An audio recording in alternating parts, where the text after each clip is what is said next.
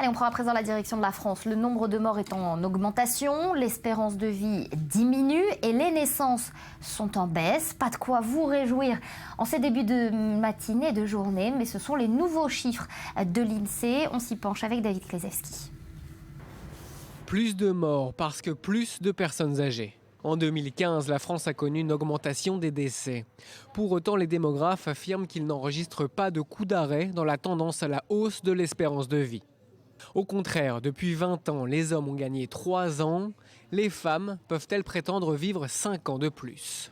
S'il y a plus de décès, c'est donc en raison de la structure de la population, avec une forte hausse du nombre des plus de 65 ans.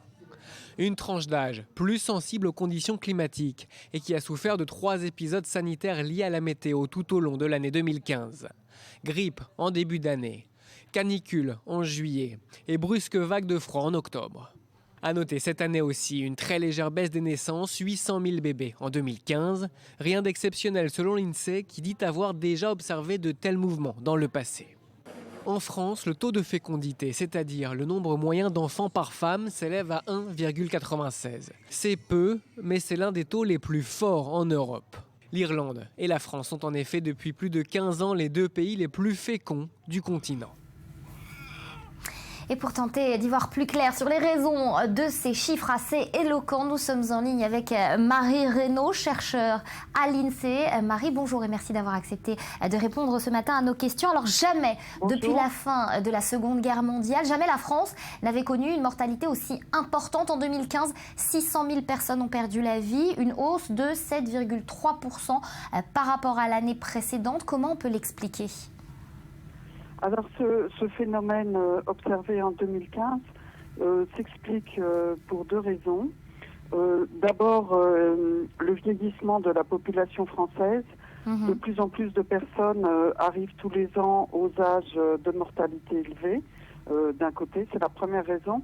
Et la deuxième raison, c'est le fait que les personnes âgées et même très âgées ont eu une mortalité en hausse en 2015, et notamment en raison de 3 épisodes sanitaires. Il y a eu au premier trimestre 2015 une grippe qui a été très longue et sévère. Ensuite, il y a eu un épisode caniculaire au mois de juillet, et enfin au mois d'octobre, une période de froid. Et toutes ces périodes ont généré une surmortalité importante. Voilà pour les paramètres qui expliquent ce plus haut taux de mortalité. En revanche, le nombre de naissances, il est à noter aussi, il est au plus bas depuis 10 ans. Ça s'explique comment ?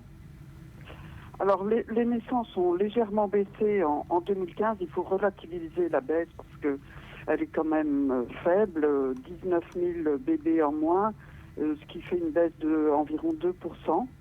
Alors là aussi, cela s'explique par 2 phénomènes. D'un côté, le nombre de femmes en âge d'avoir des enfants diminue depuis 1995 en France. Et d'un autre côté, on observe une légère baisse de la fécondité. En 2014, l'indice de fécondité était de 2 enfants par femme.